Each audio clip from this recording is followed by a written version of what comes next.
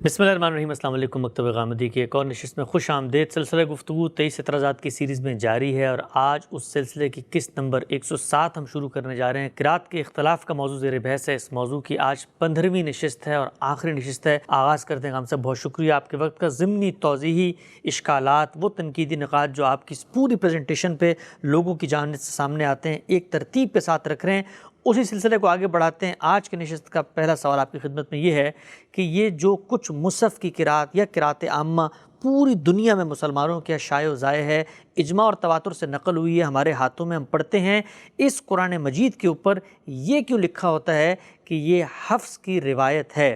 اگر یہی قرات عامہ، یہی مصحف کی قرات رسالت مآب صلی اللہ علیہ وسلم سے لے کر ہم تک اجماع اور تواتر سے نقل ہوئی ہے، تو یہ بیچ میں حفظ کی قرات کا ذکر کہاں سے آ گیا؟ میں یہ عرض کر چکا ہوں اور بہت تفصیل کے ساتھ یہ بات ہم نے کی ہے ان سب نشستوں میں کہ دو چیزیں بالکل الگ الگ ہیں۔ ایک یہ کہ ایک متن ہے قرآن کا، اس کو پڑھنا ہے، اس کی ایک ریڈنگ وجود میں آئے گی۔ اس میں کیا چیز ہوتی ہے؟ اس میں یہ کہ آپ نے کسی لفظ کو کہاں رکھا ہے، آپ نے جملے کی کیا تعریف کی ہے، کس سیاق و سباق میں وہ جملہ آپ نے آگے روایت کیا ہے، اور پھر یہ کہ اس جملے کو آپ کس طرح پڑھ رہے ہیں، یعنی اس کے اعراب کیا ہیں، سادہ لفظوں میں کہیے، اس پر آپ نے زیر زبر پیش میں سے کس چیز کا انتخاب کیا ہے، کوئی فاعل ہے، کوئی مفعول ہے، کوئی حال ہے، کوئی تمیز ہے، کس جگہ رکھا ہے آپ نے اس کو۔ تو عربی زبان جب لکھی جاتی ہے تو اس کے رسم الخط میں یہ صلاحیت نہیں ہے کہ وہ محض اپنے حروف سے یہ سب چیزیں بتا دے۔ چنانچہ ہم بیان کر چکے ہیں کہ اس میں علامتیں ایجاد کی گئیں اور انہی علامتوں کو اب ثبت کر دیا جاتا ہے، اس سے قرات وجود میں آ جاتی ہے۔ یہ ایک چیز ہے۔ دوسری چیز کیا ہے؟ لہجہ، یعنی کیفیات ادا۔ ابن خلدون کا اقتباس میں نے یاد ہوگا پڑھا تھا، اس میں یہ بات بڑی وضاحت سے انہوں نے بتائی تھی کہ یہ دو الگ الگ چیزیں ہیں، یعنی الفاظ کیا ہیں ان کو بولنا ہے، ان الفاظ کے اعراب واضح کرنے ہیں، اور کیفیت ادا کیا ہے جس کو ہم نے بیان کیا کہ لہجہ کیا ہے، ایکسنٹ کیا ہے۔ یہ جو ائمہ ہیں، ائمہ قرات ہیں، یہ اصل میں اس چیز کو سکھاتے ہیں۔ اچھا، اب ظاہر ہے جب اس چیز کو سکھائیں گے تو کسی متن کو پڑھیں گے نا، انتخاب کریں گے اس کا۔ قرآن مجید کا جو متن اس وقت ہمارے پاس ہے، اس پر جو قرات ثبت ہے وہ مصحف کی قرات ہے، وہ کسی اور کی قرات نہیں ہے۔ لیکن جو بھی اس کو پڑھے گا تو پڑھنے کے دوران میں وہ بتائے گا آپ کو کہ اس حرف کو یہاں سے ادا کرنا ہے، اس کی ادا کی کیفیت یہ ہوگی۔ وہ ایک پورا فن ہے جو وجود میں آ چکا ہے، ہم اس فن کا تعارف کرا چکے۔ وہی چیز ہے جس کو تجوید سے تعبیر کیا جاتا ہے اور ہمارے ہاں لوگوں کو سکھایا جاتا ہے۔ ٹھیک۔ تو جب یہ کہا جاتا ہے کہ یہ حفظ کی قرات ہے یا حفظ کی روایت ہے، تو اس کا مطلب یہ ہے کہ اس کو جس لہجے میں پڑھا جا رہا ہے، اس میں حروف جس طرح سے ادا ہوں گے، جو ان کی ادا کی کیفیات وجود میں آئیں گی، وہ ہیں جو حفظ نے آگے لوگوں کو تعلیم دی ہے۔ اچھا، یہ نافع نے بھی تعلیم دی ہیں، یہ حمزہ نے بھی تعلیم دی ہیں، یہ کسائی نے بھی تعلیم دی ہیں۔ اور جس طرح میں عرض کر چکا ہوں، لہجوں میں چونکہ اختلاف ہے تو اس وجہ سے ان میں بعض چیزیں مختلف بھی ہو جاتی ہیں۔ ان سب کو پڑھنا بالکل صحیح ہے، اس میں کوئی مسئلہ نہیں ہے۔ آپ اس مصحف کی قرات کو نافع کے طریقے پر پڑھنا شروع کر دیں، یعنی طریقے سے مراد لہجہ، وہ اصول، فرش نہیں، اصول قرات کی اصطلاح میں گویا وہ چیزیں کہ آپ نے کسی حرف کو ادا کیسے کرنا ہے، آپ اس کو حمزہ کی قرات میں پڑھیں، اس سے کوئی فرق واقع نہیں ہوتا۔ اس کو بھی میں نے اپنے اس مضمون میں تفصیل سے بیان کیا ہے، وہ سن لیجئے۔ اس میں میں نے لکھا ہے، اس میں شبہ نہیں کہ اسے حفظ کی روایت بھی کہا جاتا ہے، یعنی مصحف کی قرات کو عام طور پر یہ کہہ دیا جاتا ہے کہ یہ حفظ کی روایت ہے۔ اس میں شبہ نہیں کہ اسے حفظ کی روایت بھی کہا جاتا ہے، مگر اس سے کوئی غلط فہمی نہیں ہونی چاہیے، اس لیے کہ ایک چیز محض قرات ہے، وہی جس کو میں نے کہا ریڈنگ ہے، یعنی آپ نے لفظوں کو کس طرح سے پڑھنا ہے جس سے جملہ بامانی ہو جائے، اور اس میں آپ جانتے ہیں کہ عربی زبان میں اعراب بولے جاتے ہیں، اس سے معلوم ہوتا ہے کہ یہ مبتدا ہے، یہ خبر ہے، یہ فاعل ہے، یہ مفعول ہے، یہ تمیز ہے، یہ حال ہے، یہ مفعول مطلق ہے، یعنی حیثیت معلوم ہوتی ہے ہر ایک چیز کی، اور اس سے کلام بامانی ہوتا ہے۔ اس لیے کہ ایک چیز محض قرات ہے، ریڈنگ، اور ایک اس میں یعنی اس قرات میں اہل عرب کے لہجے کی فنی نزاکتوں، یعنی کہاں سے حروف نکلنے ہیں، کس طرح ادا ہونے ہیں، اور ایک اس میں اہل عرب کے لہجے کی، پھر سن لیجئے لہجے کی فنی نزاکتوں، مثلا امالہ، تفخیم، اشباع، اختلاس، صلہ، اشمام، روم اور ترکیب و تغلیظ وغیرہ کی رعایت سے حسن ادا کا اہتمام۔ یہ اصطلاحات ہیں۔ یہ کیا بتا رہی ہیں؟ یہ بتا رہی ہیں کہ مثال کے طور پر یہاں دو حرفوں کو آپ نے ایک دوسرے سے ملا دینا ہے، یہاں حمزہ کو اس طرح ادا کرنا ہے، یہاں یہ حرف پورا بولا جائے گا، یہ کم بولا جائے گا، یہاں مدہ کہاں تک ہوگا، یہ بتانے کے لیے، یعنی یہ لہجے کی فنی نزاکتوں کے لیے اصطلاحات ہیں۔ ان کی رعایت سے کیا ہوتا ہے؟ حسن ادا۔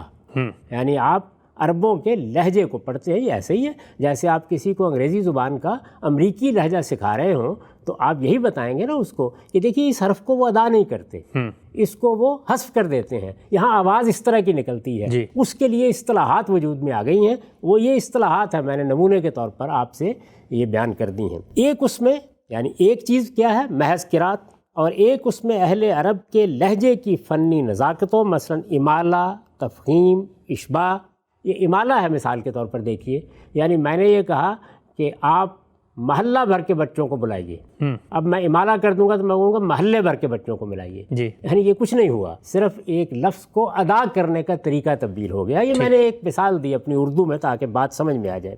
اور ایک اس میں اہل عرب کے لہجے کی فنی نزاکتوں، مثلا امالہ، تفخیم، اشباع، اختلاس، صلہ، اشمام، روم اور ترکیب و تغلیظ وغیرہ کی رعایت سے حسن ادا کا اہتمام۔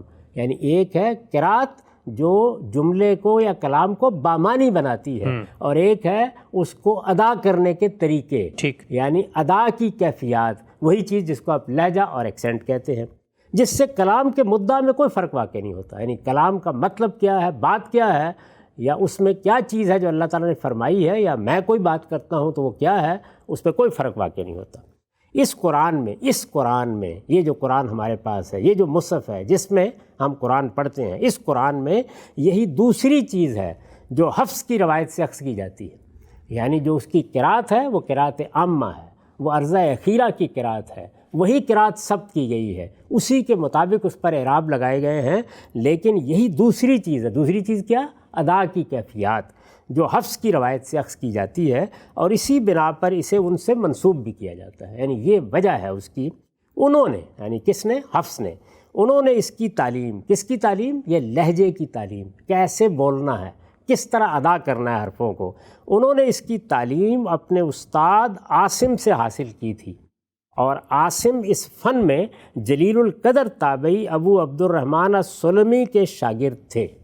یہ میں عرض کر چکا ہوں کہ یہ لہجہ عرب کا سکھانا ہے یا مختلف لہجے سکھانے ہیں، اس کے لیے بڑے بڑے ائمہ استاد کی حیثیت سے لوگوں کو قرآن پڑھاتے تھے، اور اس میں ظاہر ہے مختلف لہجے تھے تو مختلف طریقوں سے لوگ پڑھتے بھی تھے، لیکن یہ اختلاف کیا ہے؟ کیفیت ادا کا اختلاف۔ انہوں نے اس کی تعلیم اپنے استاد عاصم سے حاصل کی تھی۔ اب دیکھیے یہاں پر کیا ہے؟ استاد عاصم سے حاصل کی تھی۔ قرات کہاں سے آ رہی ہے؟ نبی صلی اللہ علیہ وسلم سے، عرضہ اخیرہ کی قرات، اللہ کے پیغمبر کی قرات، بلکہ اللہ کے پیغمبر کے پاس کہاں سے آ رہی ہے؟ جبریل سے، اور جبریل کے پاس کہاں سے آ رہی ہے؟ اللہ تعالیٰ کی طرف سے، کلام اللہ ہے۔ تو قرات کا شجرہ نسب یہ ہے، اور لہجے کا یہ۔ اچھا، تو یہ انہوں نے اپنے استاد عاصم سے سیکھا تھا۔ انہوں نے اس کی تعلیم اپنے استاد عاصم سے حاصل کی تھی، اور عاصم اس فن میں جلیل القدر تابعی ابو عبد الرحمن السلمی کے شاگرد تھے۔ اس وقت بھی ہمارے قاری حضرات ایسے ہی سکھاتے ہیں، اور مختلف لہجے سکھاتے ہیں، یہ نافع کا، یہ حمزہ کا،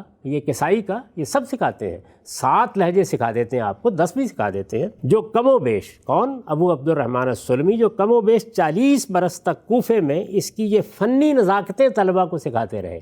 یعنی وہ اس تجوید کے استاد تھے، کیسے پڑھنا ہے قرآن مجید کو۔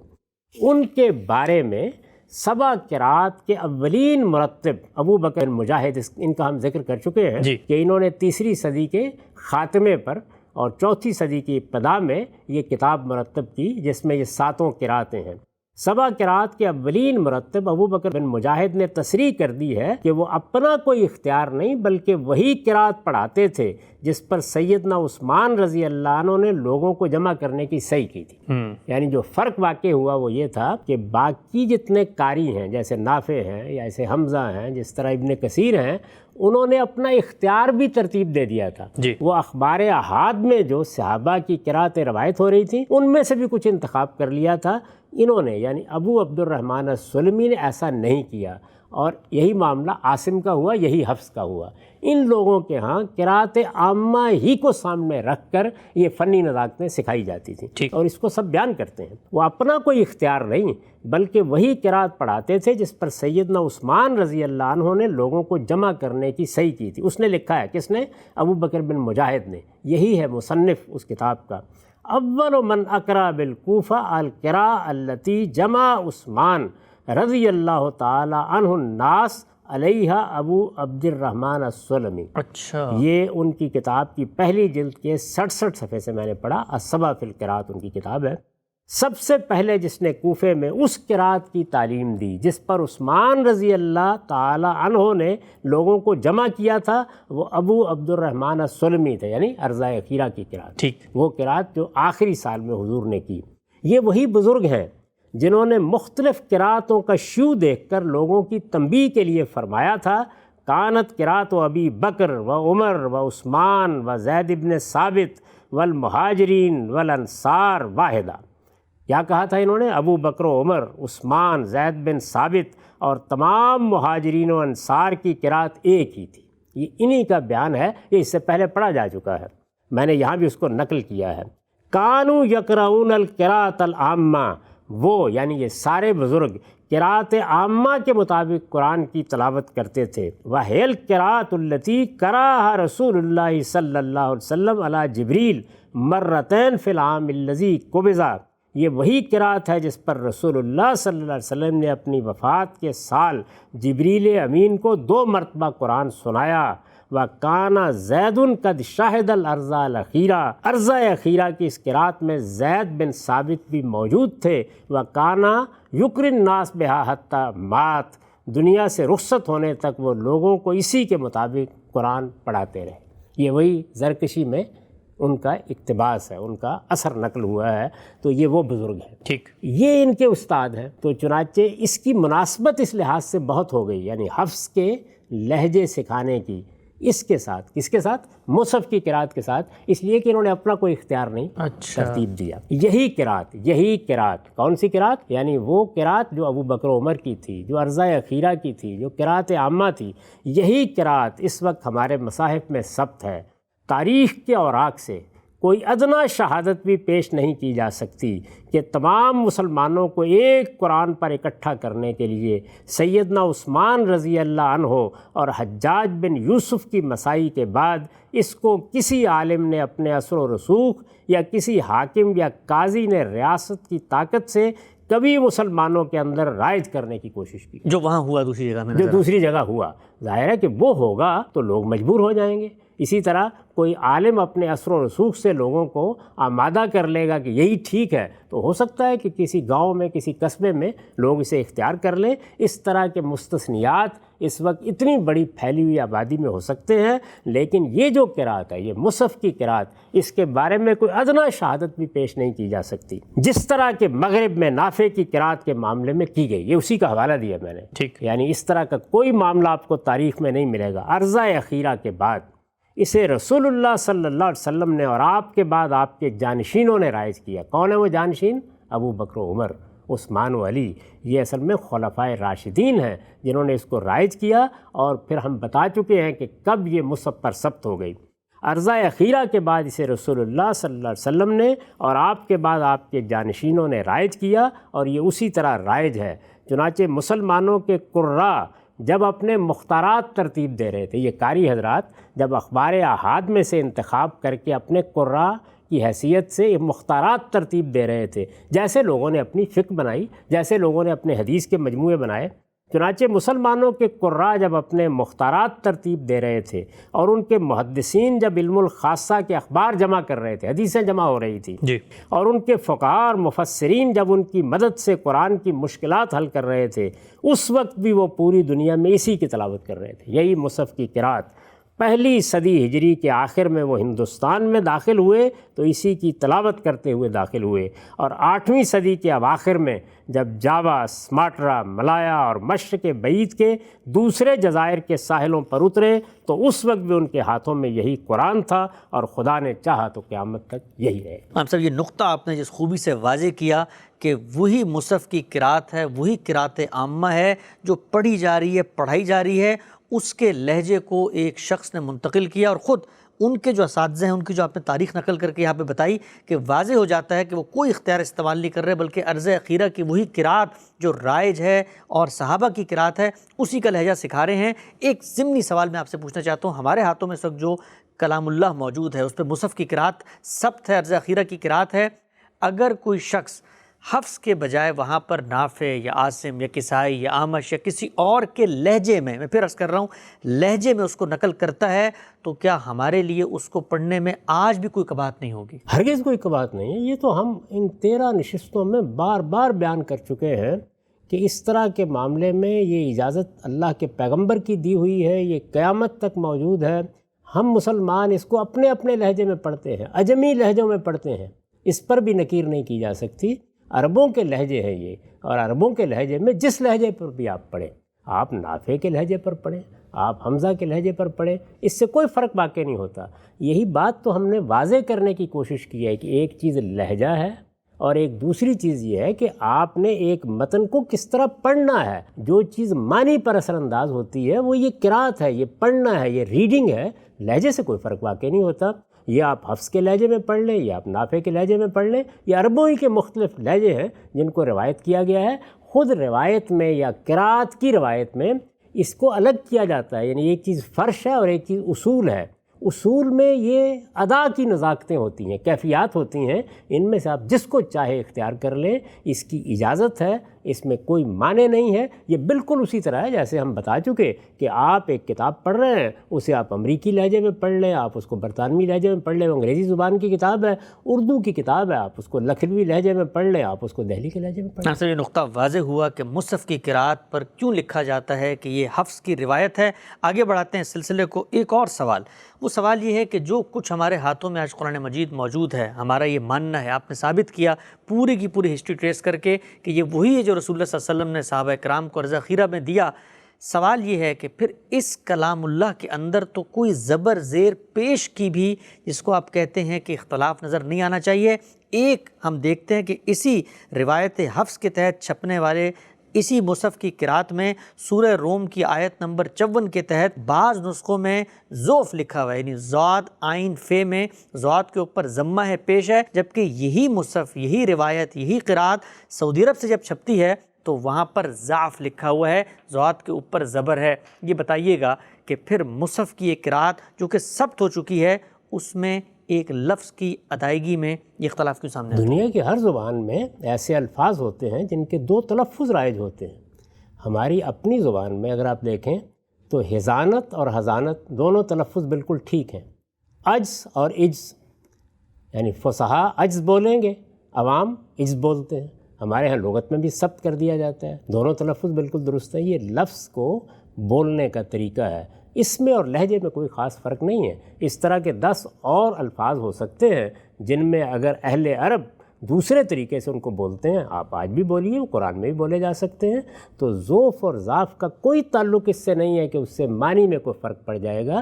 یہ ایک ہی لفظ کو جب آپ ادا کرتے ہیں تو اس کے تلفظ میں کیا طریقہ اختیار کریں گے، تو لفظ کا تلفظ اور چیز ہے اور جملے کے معنی متعین کرنے والے اعراب اور چیز ہیں۔ بحث ساری کی ساری اس کے بارے میں ہو رہی ہے۔ اس میں تو آپ اگر نافع نے کسی اور طریقے سے اور حمزہ نے کسی اور طریقے سے 10 اور الفاظ کا تلفظ کیا ہے اور وہ عربوں کے ہاں مانا ہوا تلفظ ہے، تو آپ اس کو اختیار کر سکتے ہیں۔ یہ بالکل ایسے ہی جیسے میں نے آپ سے کہا کہ لہجے کو اختیار کرنے میں بھی کوئی معنی نہیں اور کسی لفظ کے تلفظ کو اختیار کرنے میں بھی کوئی معنی نہیں ہے۔ دنیا کی وہ کون سی زبان ہے؟ میں عربی زبان میں دسیوں ایسے الفاظ آپ کو بتا سکتا ہوں جن کے 2، 3، 4 تلفظ رائج ہوتے ہیں، درست مانے جاتے ہیں۔ ہمارے ہاں تو تذکیر تانیث میں بھی یہ ہوتا رہتا ہے، یعنی آج تک طے نہیں ہو سکا کہ بلبل کو مذکر بولنا ہے یا مؤنث بولنا ہے۔ تو تذکیر، تانیث اور تلفظ میں یہ اختلافات ہوتے ہیں، ان سے معنی پر کوئی اثر نہیں پڑتا۔ ٹھیک، اچھا ہم صاحب ایک ضمنی نقطہ بیان کیجیے گا، سیدنا عثمان نے جس وقت مصحف مرتب کروایا تھا اور جس پس منظر میں وہ زیر بحث آیا تھا، ہم نے وہاں پر پڑھا کہ سارے صحابہ بیٹھے اور انہوں نے ریڈنگ کی اور کوئی اختلاف سامنے نہیں آیا سوائے ایک لفظ تابوت کے، اور اس میں بھی جو کچھ قریش کا معاملہ تھا اس کو اختیار کر لیا گیا۔ سوال آپ کی خدمت میں یہ ہے کہ جب وہاں پر یہ طے کر دیا گیا ہے کہ اب اگر کوئی بھی اختلاف ہے، وہ تلفظ کا ہو، وہ کسی بھی طرح کا ہو، وہ وہاں پر واضح کر دیا گیا ہے اور وہ ثبت کر دیا گیا متن میں، تو پھر اس کے بعد ہم یہ گنجائش کیسے مان سکتے ہیں کہ ہم کسی اور لفظ کے بارے میں بھی اس طرح کے اختلاف کو قبول کریں گے؟ یہ ہم بتا چکے ہیں کہ اس وقت رسم الخط اختیار کیا گیا تھا، یعنی جو لفظ بھی بولا جاتا ہے اس کے لیے آپ ہجے کیا اختیار کریں گے، تو اس میں تا کیسے لکھی جائے گی، یعنی تائے مدورہ ہوگی یا جس طرح ہم تا لکھتے ہیں جس کو ہم تے کہتے ہیں اس طریقے سے لکھیں گے، تو اس کا تعلق اس سے تھا۔ تلفظ کے بارے میں تو قریش کے ہاں بھی ایک لفظ کے 2 تلفظ ہو سکتے ہیں، 3 ہو سکتے ہیں، 4 ہو سکتے ہیں، میں نے ابھی آپ کو مثالیں دی ہیں، خود انگریزی زبان میں ایسا ہی ہوتا ہے۔ تو یہ بات سمجھ لیجئے، لہجہ کسی لفظ کا تلفظ کیا ہے، اور یہ کسی زبان میں ایسا نہیں ہوتا کہ ہر لفظ کے ہوں گے، یعنی 2، 4، 10، 20 ایسے الفاظ ہوتے ہیں جن کے تلفظ الگ الگ ہوتے ہیں اور سب فصاحت بولتے ہیں، ایک ہی جگہ پہ 2 تلفظ ہوتے ہیں۔ اب بھی آپ عربوں کے ساتھ بات کریں تو آپ کو یہ معلوم ہو جائے گا، بلکہ ہماری اردو میں بھی اس کی بہت سی مثالیں موجود ہیں۔ تو یہ بالکل الگ الگ باتیں ہیں۔ وہاں یہ تھا کہ اس قرآن میں کوئی چیز جب آپ ثبت کر رہے ہیں تو اس کے ہجے وہی ہونے چاہیے جس میں قریش کی زبان ادا ہو جائے، تو اس میں تو کوئی ہجے کا سوال ہی نہیں، وہی ضاد ہے، وہی عین ہے، وہی فے ہے۔ اب آپ نے اس کو پروناؤنس کرنا ہے تو ذوف بھی پڑھ سکتے ہیں اور ذاب بھی پڑھ سکتے ہیں۔ ہم سے نقطہ بھی آپ نے واضح فرمایا، آگے بڑھاتے ہیں سلسلے کو۔ یہ بیان کیجیے گا، ہمارے یہاں مستشرقین کی جانب سے بڑے اس پر سوالات، اعتراضات اٹھائے جاتے ہیں، مسلمان علماء جواب بھی دیتے ہیں۔ مختلف صحابہ کے مصاحف یہ زیر بحث آتے ہیں، بالخصوص میں عبداللہ ابن مسعود کا جو مصحف ہے، اور اس کے بارے میں کہا ہی جاتا ہے کہ جو کچھ اس کے نمونے یا مخطوطات میسر ہو سکے ہیں، وہ جو عثمانی مصحف ہے سیدنا عثمان کے دور میں مرتب ہو کے مختلف علاقوں میں بھجوایا گیا، سیدنا ابن مسعود کا جو مصحف ہے وہ اس سے مختلف نظر آتا ہے صورتوں کی ترتیب کے حوالے سے بھی۔ تو پھر اس کی کیا وجہ ہے؟ اگر تمام صحابہ اسی قرات پر تھے جیسا کہ ثابت ہوتا ہے، تو پھر یہ عبداللہ ابن مسعود کے مصحف کی ترتیب عثمانی مصحف سے مختلف کیوں تھی؟ اسی چیز کو سامنے رکھ کر میں نے وہ پوری تاریخ بیان کی تھی کہ قرآن مجید 4 مراحل سے گزر کر ہم تک پہنچا ہے۔ اس میں پہلا مرحلہ کیا تھا؟ زمانہ نزول، اور اس مرحلے کی مدت بھی ہر شخص جانتا ہے کہ 22-23 سال ہے۔ اس دوران میں صحابہ کرام جو قرآن نازل ہوتا تھا اس کو لکھ لیتے تھے، اپنے اپنے مصاحف تیار کرتے تھے، لکھنے والے لکھتے تھے، یاد کرنے والے یاد کرتے تھے، جو یاد کرتے تھے وہ بھی لکھ لیتے تھے، جو لکھ لیتے تھے وہ بھی یاد کرتے رہتے تھے۔ تو یہ حفظ اور تحریر کا سلسلہ اسی طریقے سے تھا۔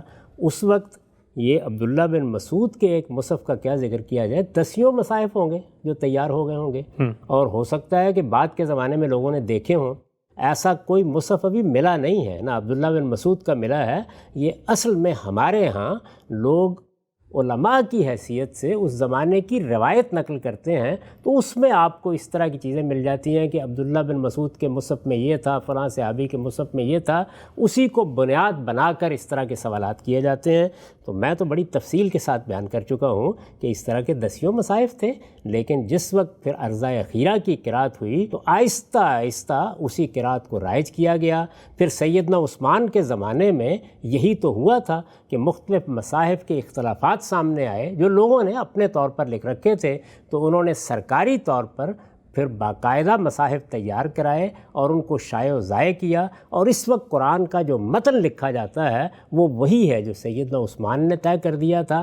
پھر ہم یہ بھی بیان کر چکے کہ آخری مرحلے میں وہ عرضہ اخیرہ کی قرات بھی اس متن پر ثبت کر دی گئی۔ تو اس دوران میں جتنے مصاحف وجود میں آئے وہ اگر آج بھی کہیں مل جاتے ہیں تو اس سے کیا فرق واقع ہوتا ہے؟ یہ تو ہوتا تھا، ہونا چاہیے تھا۔ ہم تو بتا چکے ہیں کہ رسول اللہ صلی اللہ علیہ وسلم نے لوگوں کو اجازت دے رکھی تھی کہ وہ جو کچھ لکھ لیتے ہیں اس کو اپنے علم و فہم کے مطابق پڑھ سکتے ہیں۔ اگر کہیں آواز دریافت ہو گئی تو ممکن ہے بعض صحابہ مختلف طریقے سے پڑھتے ہوئے بھی نظر آئے، اور ہم نے تو بتایا ہے آپ کو کہ یہ ساری قرأتیں کیا ہیں، یہ اصل میں اسی اجازت کے نتیجے میں صحابہ نے جو اپنے علم و فہم کے مطابق پڑھا اسی کی روایتیں ہیں، اور ہم نے پوری دیانتداری کے ساتھ وہ روایتیں بھی محفوظ کر کے آپ تک پہنچا دی ہیں۔ ہمارے لیے یہ کون سی نئی اطلاع؟ سبحان اللہ، سے بڑا اہم نقطہ آپ نے واضح فرمایا۔ اچھا، ایک ضمنی چیز، اگر مثال کے طور پہ کل کسی صحابی کا ہمیں ایسا قرآن مل جائے جو انہوں نے پورا لکھا ہی نہ ہو، یا اس سے پہلے ان کا انتقال ہو گیا ہو، اس میں سورہ فاتحہ ہی نہ ہو اور صورتیں نہ ہو، تو کیا کہ اس کی بنیاد پہ ہم یہ کہیں گے کہ صحابہ کے پاس جو قرآن تھا وہ تو آدھا قرآن تھا ہی نہیں؟ یعنی پہلے مرحلے میں 10 ایسے قرآن ہوں گے،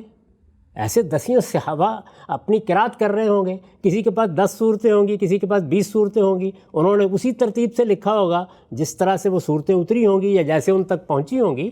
تو یہ تو ہم بیان کر چکے، اسی لیے وہ پوری تاریخ میں نے آپ کو سنائی کہ یہ زمانہ نزول کے معاملات ہیں، انہی کے اثرات آپ کو قرأتوں کے اختلاف میں آج نظر آ رہے ہیں، انہی کے اثرات آپ کو لہجوں کے اختلاف میں نظر آ رہے ہیں، انہی کی حقیقت واضح کرنے میں تو یہ ہمیں کئی گھنٹوں کی نشستیں کرنی پڑی ہیں، ان سے جو غلط فہمیاں پیدا ہو گئی ہیں اسے ہی ہم رفع کر رہے ہیں۔ تو اس طرح کے نسخے مل بھی جائیں اس سے کوئی فرق واقع نہیں ہوتا، یہ تو ہم نے خود بیان کر دی ہے، یہ ساری تاریخ ہمارے یہاں موجود ہے، یہ میں نے آپ کو روایتوں میں پڑھ کے سنا دی ہے ساری کی ساری۔ ٹھیک ہے، ہم سب آگے بڑھاتے ہیں سلسلے کو۔ یہ تو ہو گیا مصحف کا معاملہ۔ یہ بتائیے گا، ہمارے ہاں یہ جو آثار کی کتابیں ہیں، روایات کی کتابیں ہیں، خود عبداللہ بن مسعود ہی سے بعض اس طرح کی باتیں نقل ہوئی ہیں کہ جو معوذتین ہیں، جو آخری 2 صورتیں ہیں سورہ فلق اور سورہ ناس، ان کے بارے میں ان کا یہ نقطہ نظر تھا یا ان کا یہ ماننا تھا کہ یہ تو دعائیں ہیں جو رسول پاک صلی اللہ علیہ وسلم نے سکھائی ہیں، یہ شاید مصحف کا حصہ نہیں ہے۔ یہ بات سمجھی نہیں گئی لوگوں کو، چونکہ قرآن مجید کے ساتھ یہ دلچسپی کم ہوئی، اور خاص طور پر راوی حضرات کو،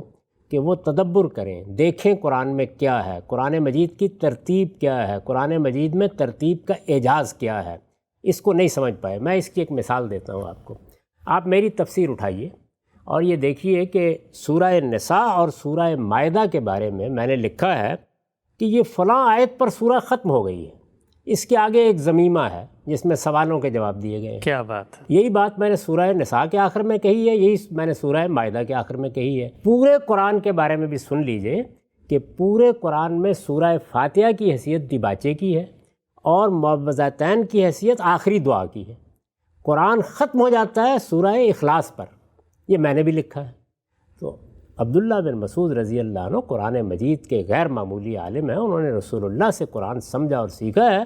کسی موقع پر انہوں نے یہ فرمایا ہوگا کہ قرآن مجید اپنے مضمون کے لحاظ سے سورہ اخلاص پر ختم ہو جاتا ہے، یہ تو 2 دعائیں ہیں جو قرآن کے آخر میں رکھ دی گئی ہیں، اس کو بعض نافہم لوگوں نے اس طریقے سے منتقل کر دیا۔ ابھی ہم تحلیل کر کے دیکھ چکے ہیں کہ یہ انزل القرآن علی 7 احرف کو کس طرح ملا کے کیا صورت پیدا کر دی گئی ہے، ان کی بات کے بارے میں بھی یہی ہوا۔ ہاں صاحب، بالکل آپ نے وضاحت سے اس نقطے کو بھی واضح فرمایا۔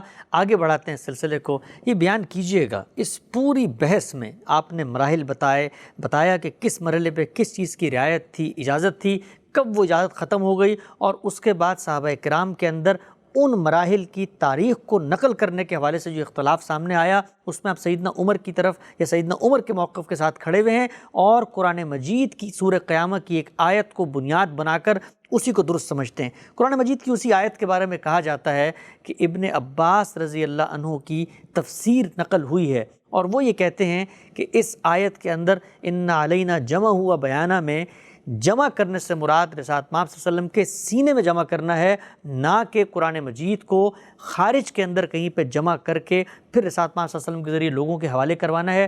کیا فرماتے ہیں اس تفسیر پہ؟ یہ بات یاد رکھیے کہ قرآن مجید عربی مبین میں نازل ہوا ہے، ہم اس کی بنیاد پر اس کو بطور اصول بیان کرتے ہیں اور اصرار کرتے ہیں اس بات پر کہ قرآن مجید کی تعویل میں، اس کی تفسیر میں، اس کی شرح و وضاحت پہ کسی معروف معنی کو نظر انداز نہیں کیا جا سکتا۔ لفظ کے معنی ہمیشہ وہ لیے جائیں گے جو معروف ہیں، تو جمع کے لفظ کے جو معروف معنی ہیں اسی پر تعویل ہونی چاہیے۔ یہ بات کہ یہ سینے میں جمع کیا گیا، اس کے لیے آپ کو فی صدرک کے الفاظ مقدر ماننے پڑیں گے، پھر اس کی تعویل کرنی پڑے گی، پھر یہ بتانا پڑے گا کہ جمع کا لفظ یہاں اپنے معروف معنی سے ہٹ کر استعمال ہو گیا ہے، یہ سب کچھ کرنا پڑے گا۔ جی، اس عدول کی وجہ کیا ہے، یہ کیوں کیا جائے؟ یعنی جو اس کے معروف معنی ہیں انہی کو سامنے رکھ کر اس کی تعویل کرنی چاہیے، اور وہ امام فرائی نے کر دی ہے، اور نہایت خوبی کے ساتھ انہوں نے اپنی تفاسیر میں اس کے ایک ایک اطلاق کو واضح کر دیا ہے۔ میں نے بھی اسی کا حوالہ دیا ہے۔ جن لوگوں کو اس معاملے میں کوئی ادنا تردد ہو وہ مجموعہ تفاسیر فرائی میں اردو میں پڑھ سکتے ہیں، اور عربی زبان میں بھی یہ تفاسیر شائع ہو چکی ہیں۔